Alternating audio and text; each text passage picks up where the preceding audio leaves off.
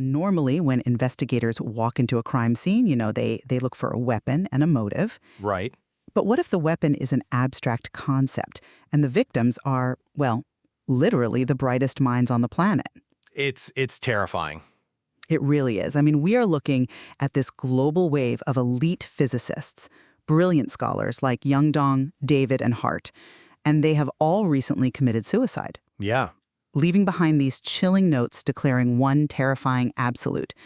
Physics has never existed and will never exist. So today, we are debating this ultimate locked room mystery. I will argue that impossible experimental anomalies prove reality itself is breaking down. And I'll be arguing that we are witnessing a very worldly, highly orchestrated psychological conspiracy. Focused on motive and means. The victims are highly targeted. Sure, experts in precision spectroscopy, cosmic neutrinos. Exactly. Nuclear structure. And they all brush up against the frontiers of science. Right, that group. Which is this elite academic organization built on the philosophical premise that human science has just hit a hard ceiling. Right. So I think this is a calculated psychological attack. Unconventional hits can easily masquerade as cosmic mysteries. I mean, think of how conventional detectives view locked room mysteries. Yeah, it's always a trick. Right, like Captain Shang-Chi of the Asian Defense Council. He once solved a murder where the killer used a frozen tilapia as a blade. Oh, man. Right. It stabs, and then it simply thaws. Untraceable. Just because the method of attack here is bizarre doesn't mean the universe is broken. It means the killer is exceptionally resourceful. Okay, but let me lay out the existential terror of this situation. Please do.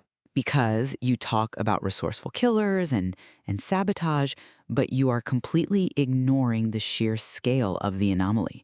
The fundamental fabric of reality has fractured, and we have hard, undeniable data from the Liangshan accelerator base to prove it. Well, data can be manipulated. But listen to this. Dr. Yang Dong was running a superstring theory experiment.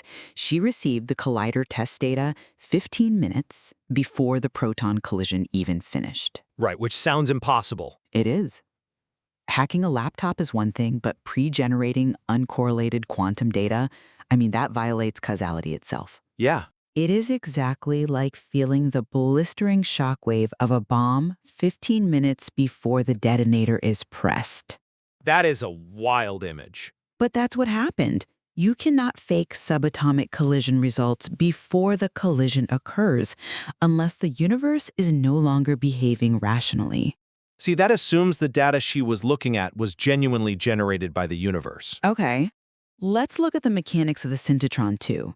Okay, let's look at it. This isn't just a machine. It's a 20 billion yuan fortress of modern science. To compromise its mainframe without a trace, that requires a state-level actor, if not something greater. Right, which is huge. But if you intercept the raw sensor feeds at the speed of light and feed her fake, impossible results, you accomplish something far more devastating than a physical murder. How so? Because theoretical physicists rely entirely on experimental data to prove reality.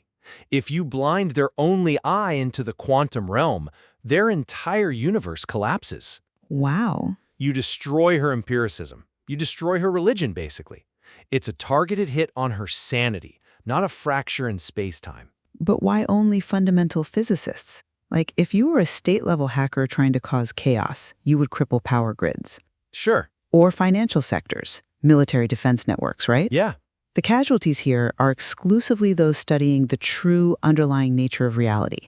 They're pushing the very boundaries of human knowledge about the cosmos, which heavily implies the cosmos itself is pushing back. Okay, you say exclusively. But here is where your cosmic theory hits a massive wall. Okay, lay it on me. What about Professor Wang Miao? Right. The frontiers of science are suddenly trying to recruit him, and his work has literally nothing to do with the abstract origins of the universe. But Wang Miao is just one guy, you know? One very important guy. Sure, but you're taking a single applied researcher and using him as an outlier to ignore a global wave of fundamental physics anomalies. Like, how does stopping one nanomaterial researcher explain the death of string theory? Because it reveals a strategic, earthly motive. Halting tangible human technological advancement.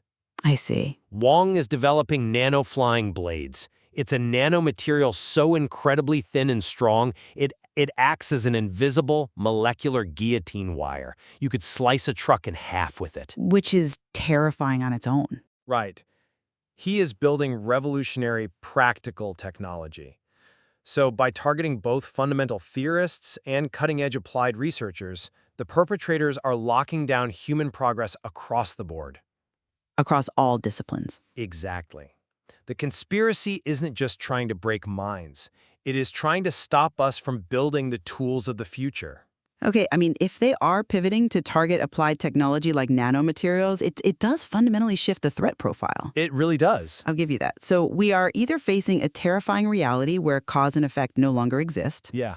or we are dealing with a cabal so powerful they can manipulate the world's most advanced particle accelerators just to drive our greatest minds to their deaths. Precisely. Whether the threat is a fundamental breakdown of nature or an unprecedented global conspiracy, we are looking at a chilling convergence here. Yeah. Human knowledge itself is under a highly sophisticated, lethal attack. It's incredibly bleak, and this investigation is far from over. As we leave you today, I want you to think back to that frozen tilapia. Oh, man, yeah. The murder weapon that simply melts away in the freezer, leaving no trace behind. Right. What if the very laws of physics are melting right in front of us, and we just can't see the killer holding the knife?